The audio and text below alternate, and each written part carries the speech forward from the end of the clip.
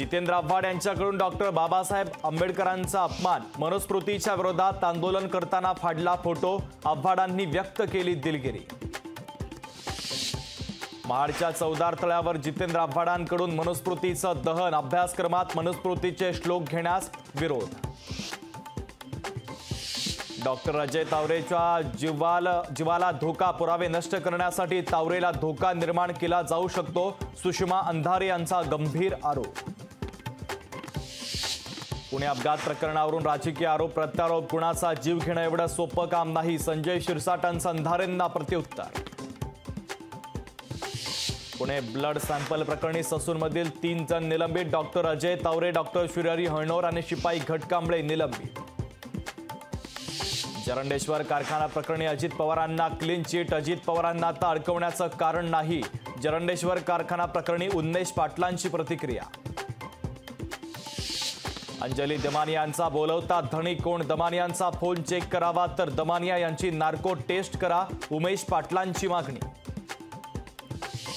भाजपला निवडणूक निधी देणाऱ्या कंपनीला रिंग रोडचं काम दिलंय तर रवींद्र धंगेकरांनी ट्विट करत केले गंभीर आरोप।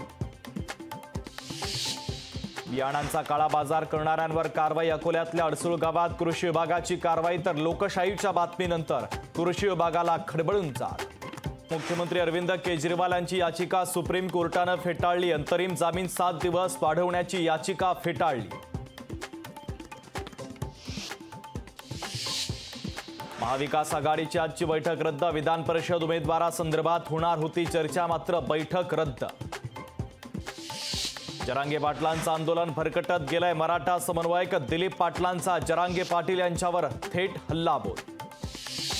मनोज जरांगे पाटील यांच्या विरुद्ध आक्षेपार्ह पोस्ट, छत्रपती संभाजीनगरमधील 35 वर्षीय तरुणानं केली पोस्ट, तरुणाला जरांगे समर्थकांनी मारहाण करत नेलं पोलीस ठाण्यात। महाराष्ट्रातील 5व्या टप्प्यातील अनेक राजकीय नेते परदेशवारीवर, जूनला शरद पवार महाराष्ट्रात परतणार असल्याची माहिती।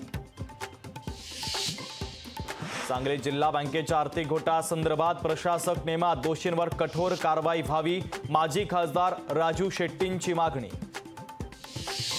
मनमाड युनियन बँक घोटाळा प्रकरणी बँकेतील अधिकाऱ्यांच्या अटकपूर्व जामिनासाठी मालेगाव सत्र न्यायालयामध्ये धाव, तर 7 जून रोजी होणार पुढची सुनावणी।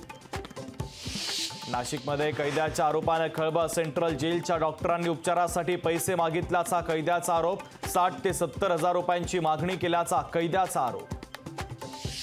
कोल्हापुरातील काळंबावाडी येथील दूधगंगा धरणाला मोठी गळतीमुळे परिसरातील नागरिक भयभीत, जलसंपदा विभागातील भोंगळ कारभार चव्हाट्यावर।